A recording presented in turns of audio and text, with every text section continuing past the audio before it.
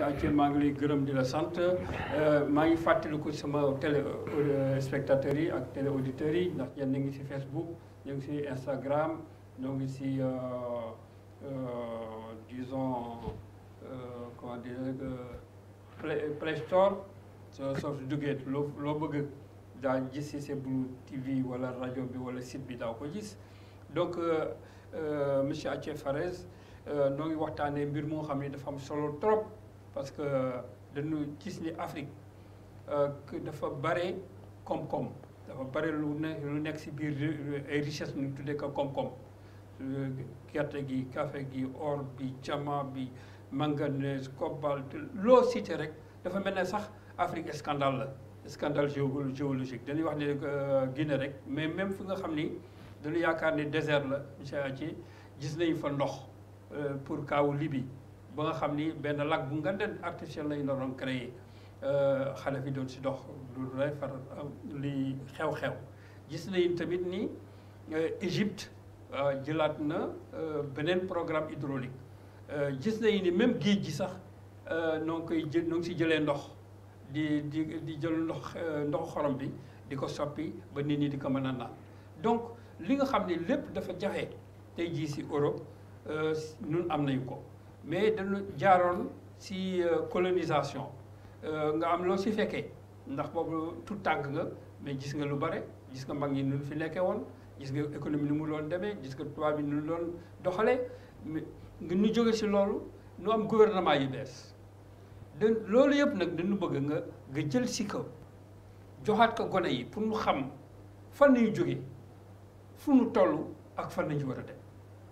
loolu daal mooy waxtaan wi ni bëgg a waxtaan ak yow monsieur Athie nu bëgg a commencé si koom-koomu Afrique est-ce que dafay lu nga xam dafa wëlbatiku mujj mel na jaan di koy matt wala dafay lu nga xam ne fas bu mu war a yéeg la pour jaabal ko bokk si ñi nga xam ne nooy course yu mag si àddina bi. salaamaaleykum waa askan bi salaamaaleykum téléspectateur c'est Blue Télé. Pape Bouly Sow moom ma dugal ci xam ne ci wax wolof tey dafa xaw a jafe tuuti ci man parce que tey dañuy manier ay concept économique mais néanmoins dinaa ko jéem defe naa ni daal balaa ngay dugg ci affaire yooyu xale yi dañu war a xam seen bopp jàkk xam seen cosaan xam fu ñu jógee wala ñaay nee na boo xamatuloo fooy dem da ngay dellu si foo jóge def naa ne xale yi yu bari léegi xamatuñu fu ñu jógee xamatuñu cosaan suñu valeur yooyu yëpp xamatuñu ko waxuma ñu des ci valeur yooyu dañu war a évoluer parce que ils ont évolué dañu évoluer léegi par rapport à l'Afrique naa la wax benn anecdote on était dañu nekkoon non partant xam nga course face non partant doo aligné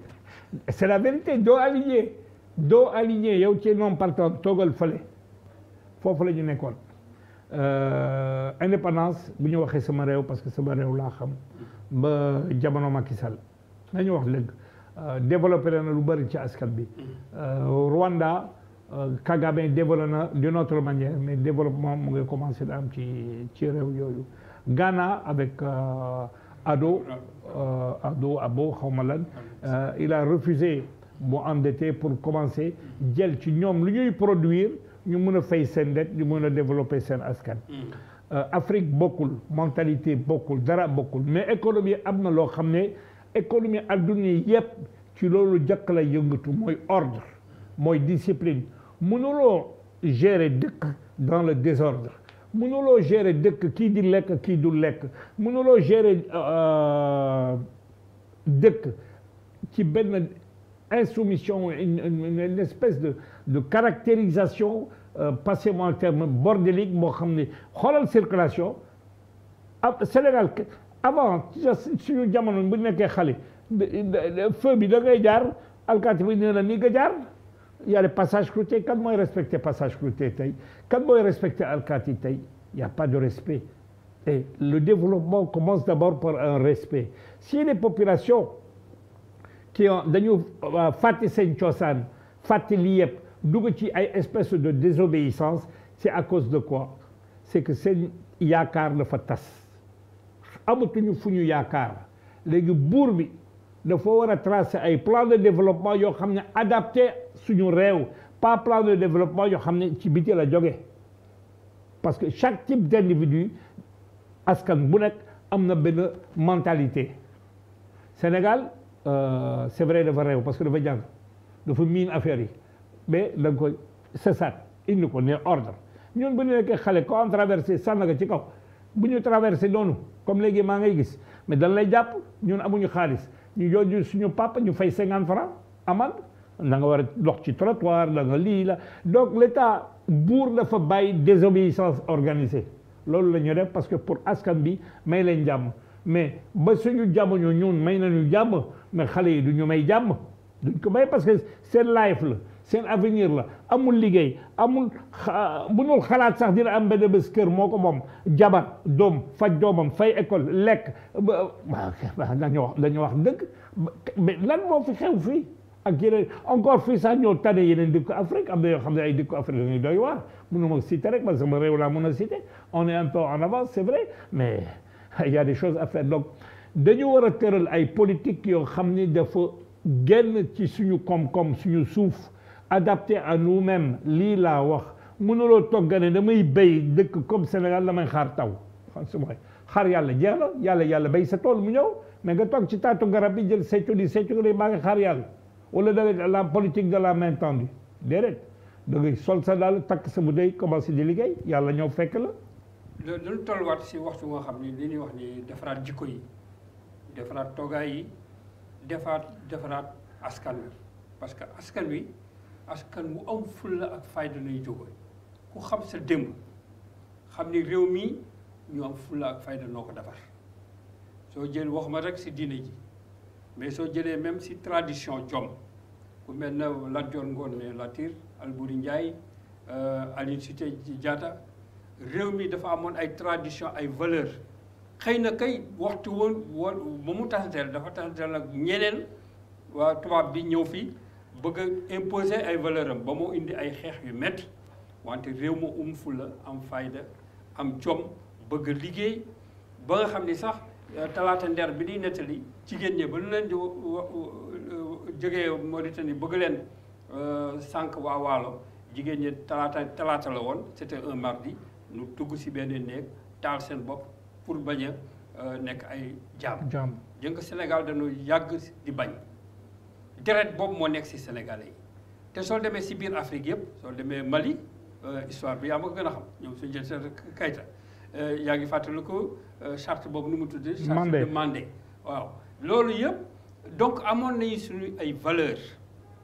yoo nga xam ne suñu si dundee boole koom-koom bi nga xam ni moo nekk si réew mi si Afrique war nañu mu am beneen toogaay lan mooy moo tax tey jii lépp lu ñu am si koom-koom ak xam-xam bi ni muy doxee si àddina bi nu ñàkk place bi nu waroon a am lu waral loolu est-ce que politique la wala ñàkk fulla la wala ñàkk xam sa bopp la wala ñàkk xam fooy teg sa tànk. xam nga ñun suñu réew base bi d'abord bu kenn jóge bitim réew ñu ni kii ñàkk la on a un complexe de supériorité ñoo defe ni ñoo fi gën a aay ñoo fi gën a rafet ñoo fi gën a jàng ñoo fi yeneen Afrique parce que Afrique laay wax nii partout laay wax Afrique laay wax de Afrique laay wax kenn bu jógee beneen réew fale bu ni kii ñàkk la kii ñàkk la kii ñàkk la donc on a un complexe de supériorité qu'on a hérité de la colonie parce que la WEF la capitale était Dakar et on est parti sur ça et on s'est reposé dañu nelaw xam nga nelaw dañu door Faidherbe nga ñu nelaw gars yi avancé passe ñu puis la problématique elle est sociologique et culturelle d'abord da ngay xam sa bopp mais waxuma nga nelaw foofu da ngay avancer parce que tey ak ëllëg tu es confronté à la modernité à la civilisation du numérique avant fas la woon après train à vapeur train électrique léegi ñu ngi ci numérique donc da ngay xam foo jógee mais pour fa des da ngay dem avancer fale mais pour nga mun a avancer pour nga mun a créer réew bi kan moo ko moom kan moo jiite réew bi balaa chef de l'État jiite réew c'est la constitution moo ko jiite on fait des élections ñu jiite chef de l'État qui doit respecter la constitution les lois en vigueur et il day tëral ay plan boo xam ne mun na dimbale askan bi mun na dimbale xale yi parce que dafa war a nekk clairvoyant dafa war a xool man lan laa am lan laa mën a def looy defee ni business ñun bu ñu jógee ci business la nañu def bi nekkee xale ñu bàyyi suñu jàng parce que kër gi bi il faut ñu taal nga dem liggéey nga xool loo mën a jënd loo mën a jaay midi nga ñëw nga jox xaalis pour ñu dépense nga demaat liggéey mais qu'est-ce qu'on fait aujourd'hui est-ce que suñu potentialité yëpp dañ ko exploiter Sénégal dafa am potentialité c'est-à-dire dañu ma ñëwaat richesse xaw ma nu ñu ko wax ci wolof pas xaalis richesse dañ ko war a définir est-ce que pétrole mooy richesse est-ce que urus rek mooy richesse am na d'autres richesses intellectuelles qu'on peut mettre en application ici par exemple Sénégal on a 4 zones climatiques tourisme bi lan la on fait même pas 150 000 touristes dañoo wax ne ñu bàyyi chiffre affaire yooyu ah lan la ñu am touristes yi dañuy ñëw fii au départ tout le monde voulait dañu bëggoon ñëw Sénégal ñu def Saly Portugal gars yi di leen agressé marché Sandaga touristes yi def mais Sénégal pour leen fa at suñu tourisme daanu Banjul dafa am touriste auprès du Sénégal quand vous pensez qu'au Maroc il y a xaw ma 20 ou 30 millions je sais pas combien de touristes par an ñun qu'est-ce qu'on a tourisme bi kenn laalu ko defuñu ko on n'a pas mis en condition les règles appropriées pour gars yi ñu mun a liggéey boo xoolee sa courant wax ma ba ndëkk ci àdduna boo consommé 100 kilowatts ñu ne la temps boo consommé 150 kilowatts ñu ne da ngay fay encore plus cher le kilowatt mais lii lan lay développé kan mooy développé allez voir le coût du courant à Abidjan. léegi problème bi mooy. nga baal ma ma ne lenn laa xam business amul affect damay xool seen code des investissements Mauritanie Guinée Abidjan partout xool seen courant xool seen téléphone xool yooyu yëpp pour ma xam lan laa war a doxal avantage pour sama investisseur ak ay loolu léegi àddina bi yombal nañ ko parce que yaa ngi wax léegi nii numérique bi voilà digital bi soo gëstoo tuuti rek dugg si ñoom xam nañ ko xam information donc problème bi posé wu encore une fois de plus mooy te moom laa bëgg nga ni si duut sa baaraam mooy est-ce que nit ñi la wala ñi leen di jiite wala nit ñi noo xamul ñu ni tànn wala ñu ni tànn noo xam loo fonkul ñu ni jiite. yow yaa ma bëgg a dugal ci débat politique man ma dugal ci débat politique non ma ne waaw franchement souvent on dit qu'on élit que ce qu'on mérite mais defe naa ne yu jiite wala ku jiite buñ ko fragiliser lan la mën a def léegi Macky Sall yàlla xam na il est gentil da nga def lu xewoon keroog suñu dëkk fii bu xewoon beneen dëkk y a pas 1000 morts ou 500 morts il y a 1000 morts ou 500 morts il faudrait que l'opposition ou le parti au pouvoir ou la société civile respecte règles yi dañ ko war a respecter neex na xel yi dañ ko respecter suñu président dañ ko élire baax na bon na ñoo ko élire dañu xaar ba 5 ans ñu renouveler wala ñu daanal ko voilà les règles et quand on a des règles qui sont respectées d'abord on va avoir une cérémonie léegi da ngay gis yow da ngay jël crédit ci benn société de crédit nga fay ko normal nga fay ko ñu renouveler man ma ñëw jël crédit ma fay une échéance 2 échéances ma jël bët affaire bi da nga defee kii dina ma lebalaat dootuma lebal le business c'est la même chose donc il faudrait qu'on mette en place des structures rigoureuses ay masla ay dimbali ay naan kooku xewi na ci 21e siècle mun nga dimbali mun nga masla mais arrivé à un certain niveau c'est des règles yooyu li nga xam ne mooy doxal réew dañu gis ni même su fekkee ni réew moo xam ne démocratie amoon na fa ba ñu ne alhamdulilah ma léegi nii parce que Demba Ndiaye coup d'état daanal fii yegg sa Tchad gis nga lu fa xew te noo ngi séntu RCA République centrafricaine le 27 décembre bii di ñëw incha allah dañu war a def élection lan moo xew gaa yaa ngay reyante rebelle yi jóg fii waa Afrique te soo gëstoo ñun la Russie noo nekk si ginnaaw soo gëstee ñun la chinois yi soo gëstee ñun la français yi soo jógee ñun la américains yi est-ce que loolu war nañ si continuer ba faaw est-ce que homme politique africain yi dañu amul indépendance parce que indépendance ak souveraineté ak poigne bi ngay wax si nit ki la nekk du affaire angélisme yi nga doon wax dañu toll fu nga xam ni changer comportement dafa su ko defulee tamit ngelaw liy ñëw dana balay képp ku toogoon contre ko. ma wax la dëgg ñu wax waxu dëgg wala li ñu waxu dëgg lay wax. ma wax la dëgg fii temps de convaincre. da ngay convaincre nit ñi da ngay wax lu nit ñi gëm. mais avant toute chose yoo xam ne nit ñi daal ko mën a. wolof ñaay nee na nit mooy garabu nit. dañ ko wax dëgg avant toute chose nañu bàyyi racisme ethnicisme confession boo xoolee RCA lan la boo xoolee Mali kan moo jël le pouvoir ainsi de suite ainsi de suite cette sphère d'ethnie ne doit pas exister c'est un État que le citoyen bu nekkee malien chinois ou péruvien c'est un citoyen malien chinois ou péruvien ça c'est la première base du développement on ne doit pas faire une dichotomie kii séeréer la kii njaago la kii pël la kii naar la kii lii la kii lii la képp koo xam ne am na carte d'identité Sénégal c'est un Sénégalais et il a tous les droits c'est la première des bases parce que si tu regardes bien sa biir kër ma ne sa biir kër mais on est des familles sa biir kër boo leen toogee fii ngeen sa papa dem ngeen bugg a mirage mag bi bugg a lekk frère bi bugg a lekk kii bugg a lekk lan moo xam famille bi tas la donc man attier bu ma tuddi nga mun naa dugg sa famille facilement tas la tubaab nee na boo buggee détruire benn dëkk da nga koy détruire culturellement quand il est détruit culturellement ce pays est détruit c'est là où je dis damay wax toujours il faut ñu jël si exemple suñu cosaan suñu mag bi nekk premièrement deuxièmement lii boo amee ñu respecter constitution ñu respecter loi ñu respecter à ce moment-là il y a l'établissement d'une société non seulement solidaire mais forte très forte par sa constitution qu'on ne modèle pas chaque fois au désirata de X ou de Y ça c'est la première des bases une justice forte et une armée ou une police et gendarmerie forte mais équitable boo xam ne dafa juste du ñëw toj fii yàq fii non parce que loi la loi moo tax jaaykatu gerte mu am droit ci suuf jaay baara ñi sax mu am droit loi bi la constitution moo ñu ko jox te léegi buur bi moo ñu ko war a jox police moo ko war a respecter c'est ça le problème on respecte pas nos lois on respecte pas nos constitutions suñu constitution ñoom c'est à géométrie variable fu ngelaw bi baax rek ñu tourné ko kooku bu soobee américain ça fait 300 ans ils ont une constitution kenn ñeme ko laal soo demee Angleterre tamit noonu la fi régime parlementaire dégg dañ ko war a wax dégg askan bi ñu ñëw élection di saaga ñu ñëw élection gars yi bërëngal fi gars yi jaar bu ñu jaaree gars yi gagné ñu sàcce amul benn élection depuis l'indépendance xool sàcce waaw léegi nag monsieur Frère Athie sa yaram xaw na tàng tuuti non dëgg mais loolu mooy dëgg dañuy ni si dëgg googu sax nañu bëgg toogaat ndax dafa am dañuy wax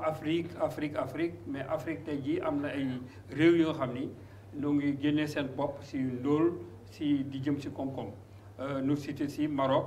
Éthiopie Rwanda wax ni Ghana si suñu émission si parti français bi mais lan moo tax réew yooyu tey jii ñëpp kuy natt si mbirum développement ñu leen di cité muy Maroc muy Éthiopie muy Rwanda te pourtant foofu démocratie bi si demul noonu lan moo waral loolu monsieur Athie d'abord nga baal ma démocratie lan la est-ce que démocratie anarchie la démocratie ak anarchie bokkul ça c'est le premier point le deuxième point est-ce que la démocratie qui a atteint des paroxysmes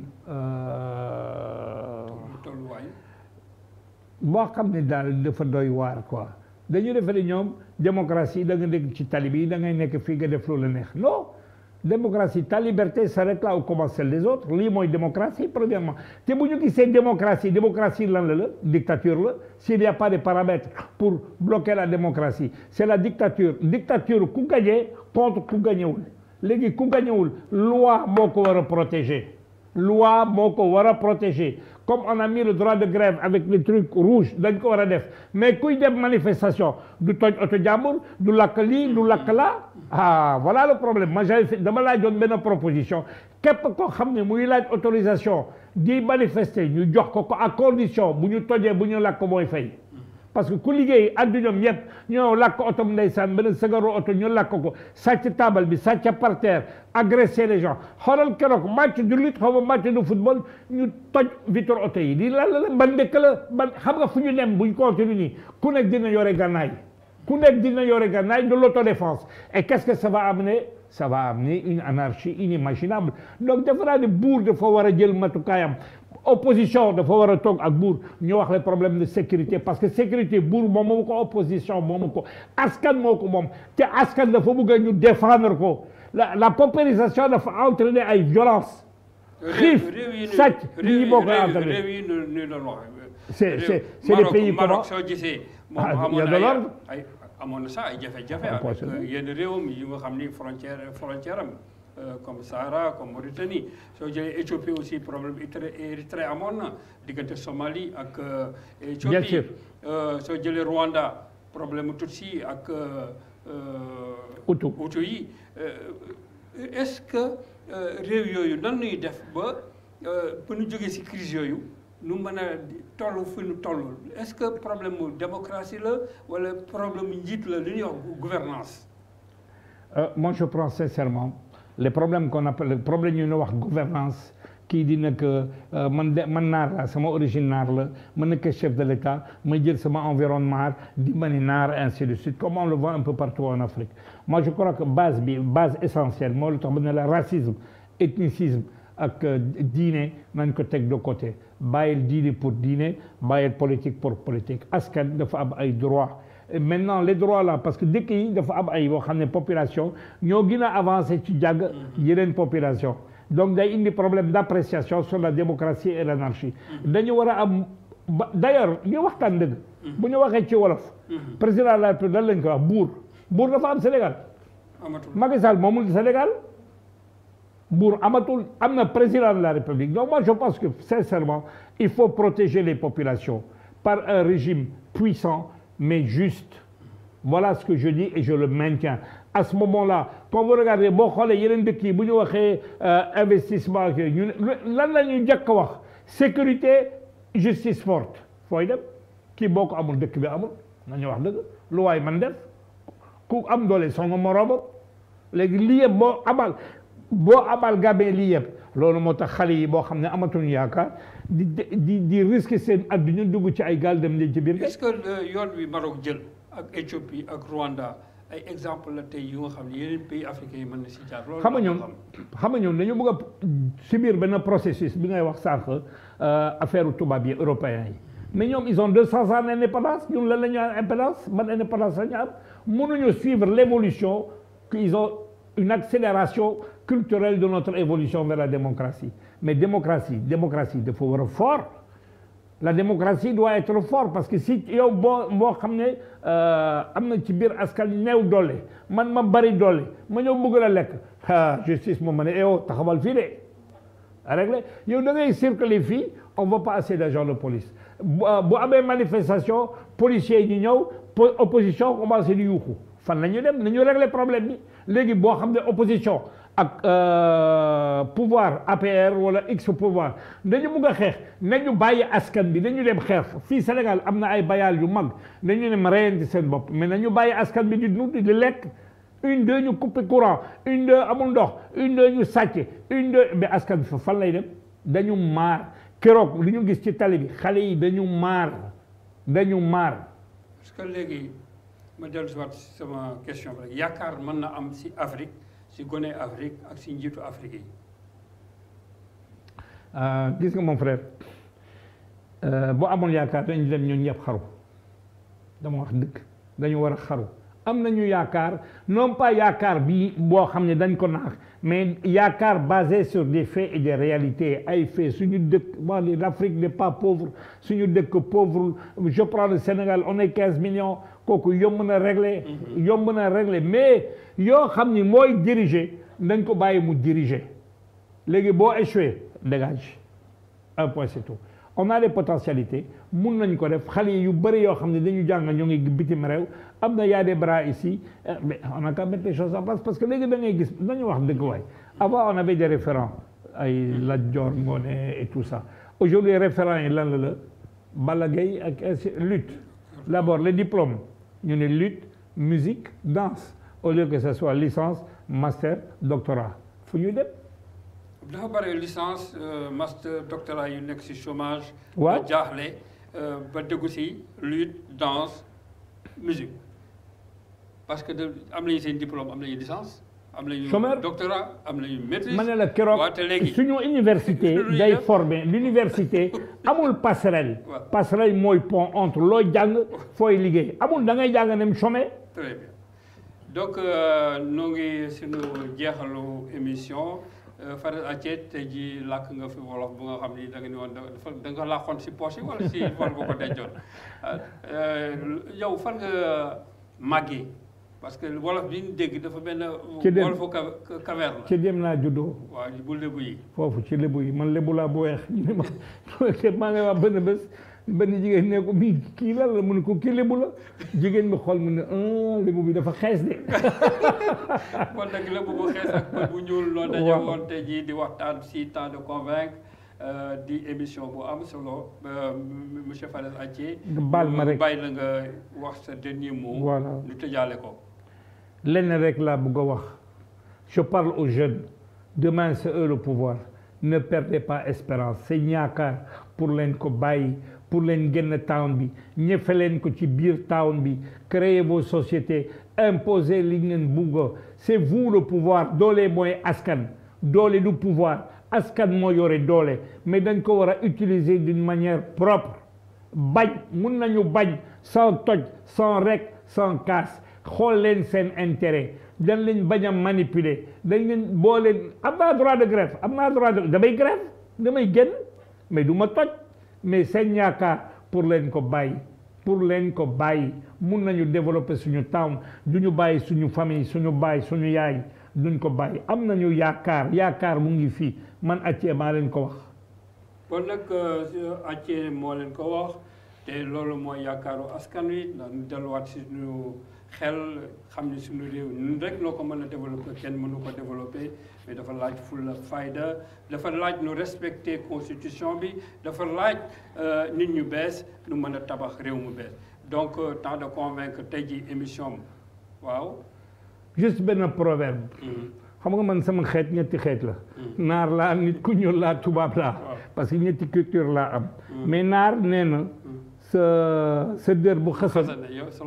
sa loxo rek boo ko mën a def donc tubaab wala keneen lu mën a développer ñun ñoo ko war a développer ñun la suñu ñàkk suñu doole moo ko war a développer je lance encore un appel aux jeunes ne perdez pas espoir nga baal ma nee na bon bu leen taxalikook seen yaakaar ndax yaakaar rek moo mën a yëkkati doomu aadama bi su ko boole xam-xam boole kaak fulla boole kaak fayda dana mën a defaraat réewam bon nag Afrique jeunesse Afrique parce que émission bi dafay émission panafricaine du émission pour Sénégal émission pour Afrique yëpp la dégg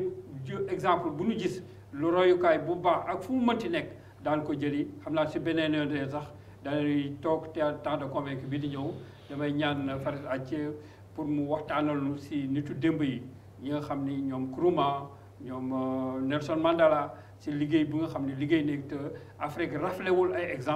exemple yooyu war nañ ko yëkkati ba xale yi ndaw yi xam ko pour roy si pour développer seen réew donc temps de convaincre votre émission tire à sa fin nous vous donnons rendez-vous pour un autre numéro